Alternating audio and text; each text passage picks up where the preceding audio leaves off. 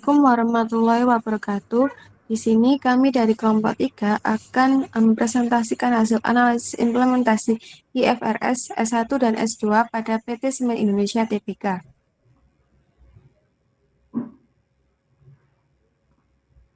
Berikut yaitu anggota kelompok yang terdiri dari Reza Anastia dengan NIM terakhir 00013, kemudian ada Anissa Fitriayu dengan NIM terakhir 024, kemudian ada Muhammad Aziz dengan NIM terakhir 025, dan yang terakhir ada Putri Adelia Pratiwi dengan NIM 073. Selanjutnya akan dijelaskan oleh rekan saya.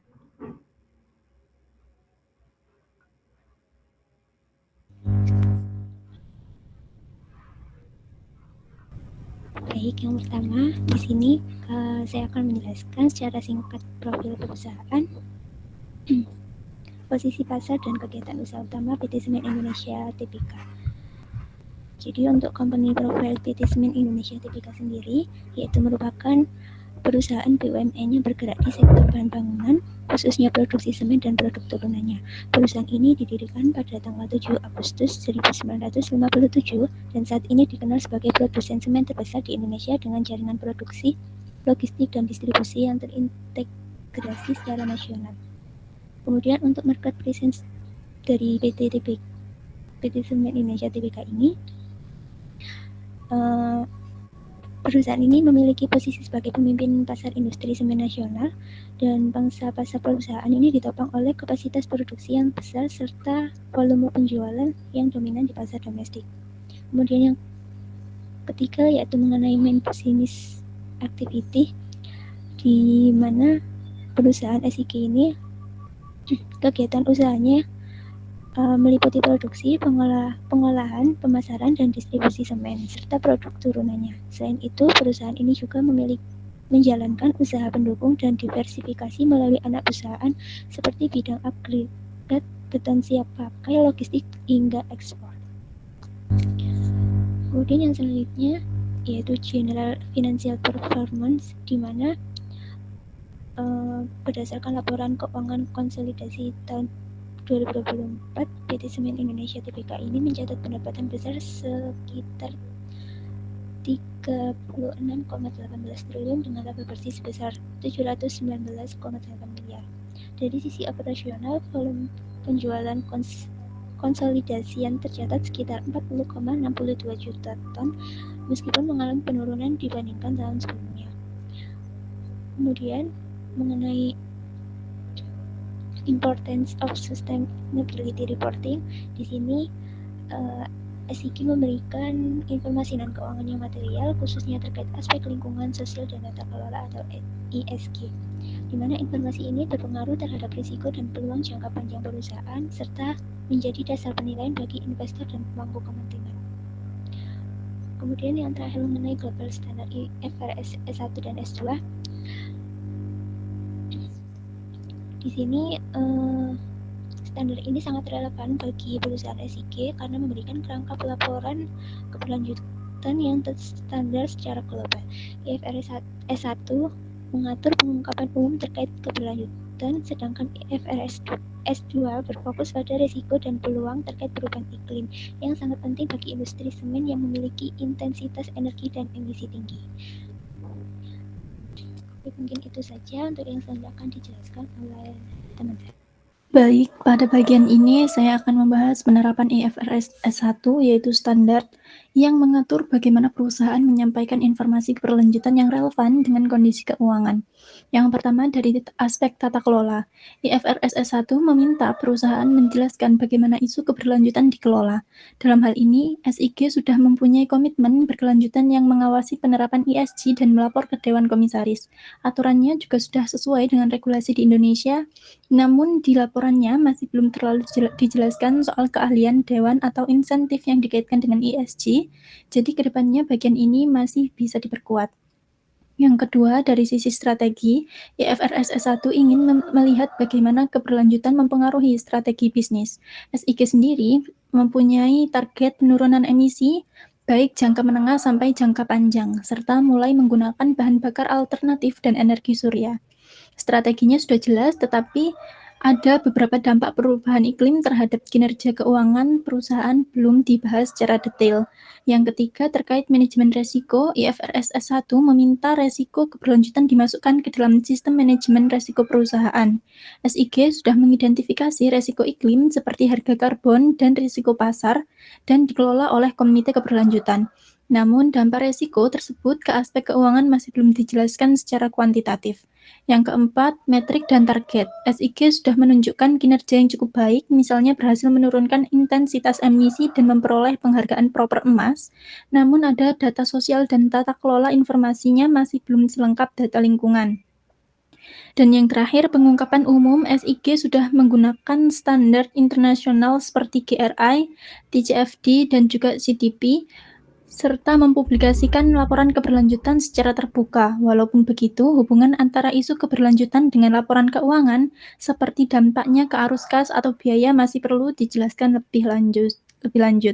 Jadi, secara keseluruhan penerapan IFRS S1 di SIG sudah cukup baik, tetapi masih perlu ditingkatkan, terutama dalam pengaitan isu keberlanjutan dengan dampak keuangan perusahaan.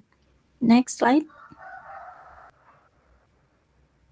Nah, pada bagian ini kita akan membahas analisis ESG PT SIG yang mencakup aspek lingkungan, sosial, dan tata kelola.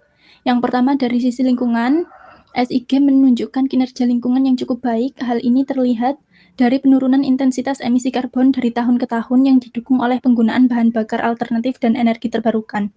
Selain itu, SIG juga mendapatkan penghargaan Proper Emas selama beberapa tahun berturut-turut, namun masih ada catatan dari isu-isu sebelumnya seperti konflik lingkungan di Rembang yang menunjukkan bahwa pengelolaan dampak lingkungan perlu terus diperbaiki. Yang kedua, dari aspek sosial, SIG cukup aktif dalam kegiatan sosial dan pemberdayaan masyarakat, misalnya melalui program komunitas dan kegiatan budaya yang mendukung ekonomi lokal. Walaupun begitu, laporan perusahaan masih kurang menjelaskan indikator tenaga kerja secara detail, seperti keberagaman karyawan atau tingkat kesejahteraan, sehingga kinerja sosial dinilai masih cukup belum maksimal. Ketiga, dari sisi tata kelola, SIG memiliki struktur tata kelola yang cukup solid dengan adanya komite keberlanjutan, serta kepatuhan terhadap regulasi dan standar pelaporan seperti GRI dan CDP. Transparansi perusahaan juga sudah cukup baik, namun masih ada beberapa kekurangan dalam pengungkapan seperti kompetensi dewan atau kebijakan anti korupsi yang belum dijelaskan secara rinci. Secara keseluruhan, kinerja SIG tergolong baik, terutama di aspek lingkungan. Namun untuk mendukung pertumbuhan keberlanjutan, SIG masih perlu meningkatkan aspek sosial dan tata kelola, khususnya dari sisi transparansi dan kelengkapan data. Next slide.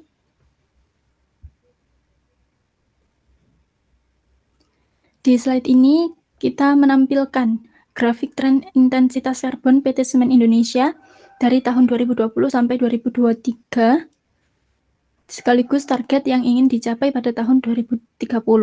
Bisa kita lihat pada tahun 2020, intensitas karbon SIG masih berada di angka sekitar 614 kg per ton semen, dan angka ini kemudian terus mengalami penurunan di tahun-tahun berikutnya. Tren penurunan ini menunjukkan bahwa upaya SIG dalam mengurangi emisi cukup konsisten, misalnya melalui penggunaan bahan bakar alternatif dan penerapan energi terbarukan. Next slide akan dijelaskan oleh rekan saya.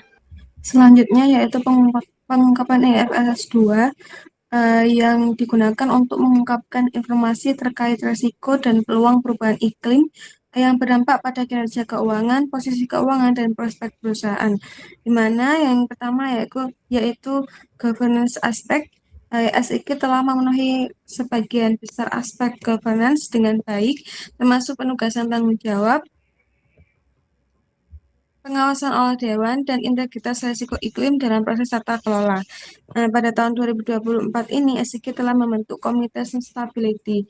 Dewan Komisaris dan Direksi juga sudah terlibat dalam pengawasan strategi keberlanjutan, sehingga tingkat kesiapan SIG adalah sangat tinggi untuk menerapkan IFRS 2. Kemudian ada di strategi, yaitu SIG telah mengidentifikasi dampak iklim terhadap modal bisnis, strategi, dan arus kas, serta melakukan analisis ketahanan iklim dengan pendekatan skenario analisis, integrasi isu iklim ke dalam Sustainability Roadmap SIG tahun 2030. Kemudian ada identifikasi risiko iklim fisik seperti banjir, longsor, peningkatan suhu, dan risiko transisi, yaitu kebijakan, teknologi, pasar, dan reputasi. Kemudian ada penggunaan alternatif fuels, kemudian ada energi terbarukan dan produk semen rendah karbon, sehingga tingkat kesiapan SIG adalah tinggi. Next slide. Kemudian ada risk management, di mana proses identifikasi, penilaian, dan pengelolaan risiko iklim sudah terstruktur, termasuk pengungkapan keterkaitan risiko dengan strategi dan operasi, mengintegrasikan risiko iklim ke dalam proses manajemen risiko perusahaan. SIG menggunakan pendekatan identifikasi, analisis, evaluasi, dan mitigasi, dan SIG telah melaporkan risiko iklim secara tahunan ke Carbon Disclosure Project, sehingga menjadikan risiko iklim sebagai bagian dari risk register perusahaan, sehingga tingkat kesiapan SIG adalah sangat tinggi. Kemudian ada matriks dan target, di mana menekankan pada skop 1, 2, dan 3, integritas emisi, serta target jangka pendek, menengah, dan panjang. Emisi GRK skop 1 dan 2 telah diungkap oleh SIG, termasuk intensitas emisi. Tetapi SIG belum mengungkapkan skop 3. SIG memiliki target penurunan emisi berbasis sains, penggunaan energi terbarukan, dan efisiensi energi, sehingga tingkat kesiapan SIG adalah tinggi. Sehingga pengungkapan IFRS S2 digunakan untuk mengkomunikasikan dampak perubahan iklim terhadap kinerja dan strategi perusahaan, sehingga pemangku kepentingan dapat membuat keputusan ekonomi yang lebih tepat dan berkelanjutan. Next slide.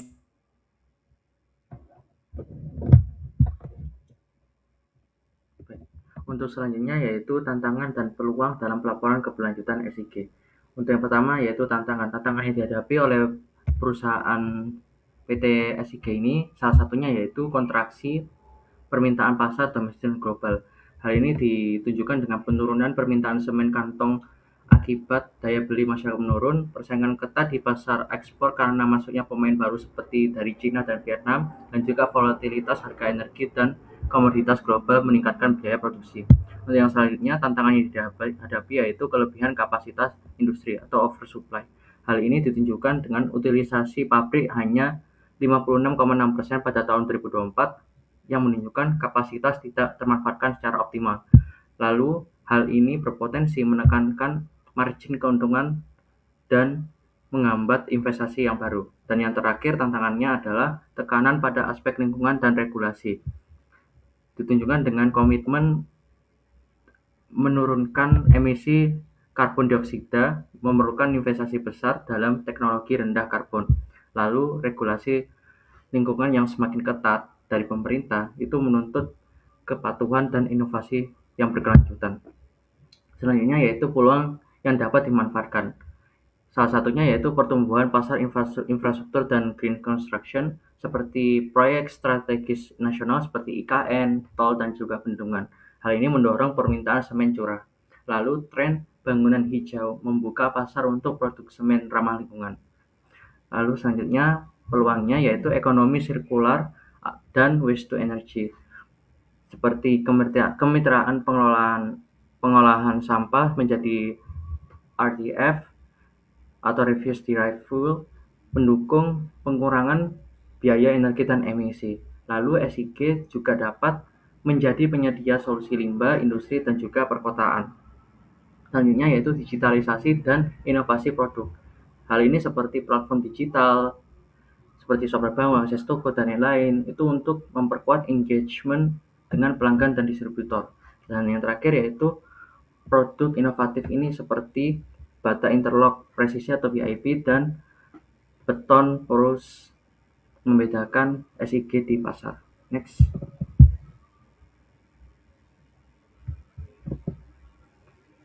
Lalu evaluasi kualitas pelaporan berdasarkan comprehensiveness, clarity, comparability, dan use of other frameworks. Yang pertama yaitu kelengkapan. Di sini perusahaan itu memiliki kelebihan yaitu melaporkan secara aspek ekonomi, lingkungan, sosial, dan juga tata kelola secara terintegrasi. Lalu di laporan tersebut juga adanya pengungkapan rinci tentang capaian keberlanjutan, seperti klingker, faktor, dan lain-lain. Lalu di sini juga laporan mencakup forward-looking statement dan analisis risiko iklim atau TFGD alignment.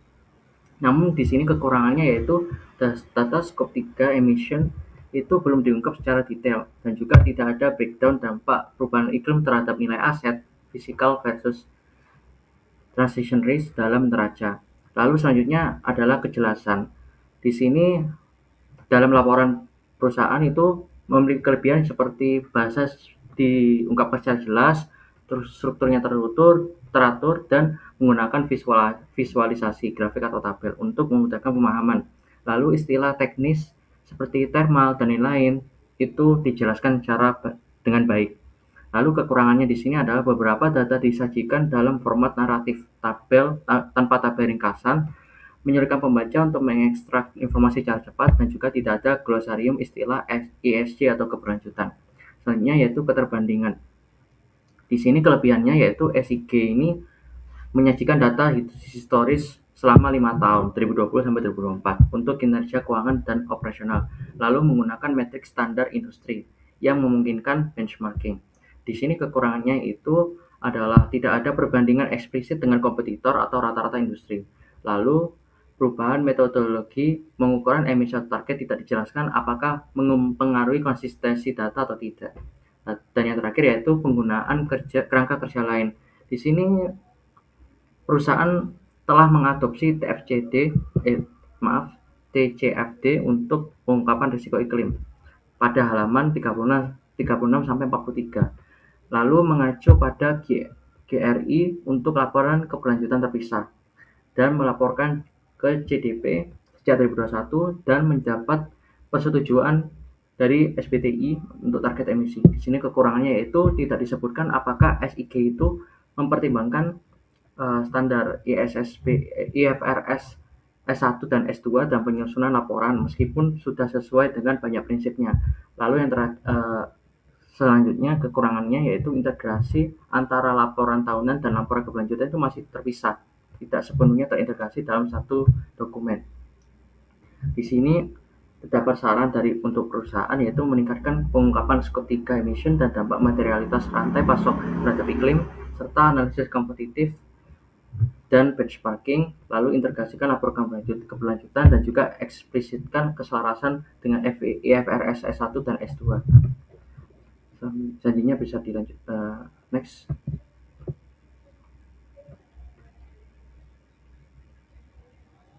Sekian presentasi dari kelompok kami. Kurang lebihnya kami mohon maaf. Assalamualaikum warahmatullahi wabarakatuh.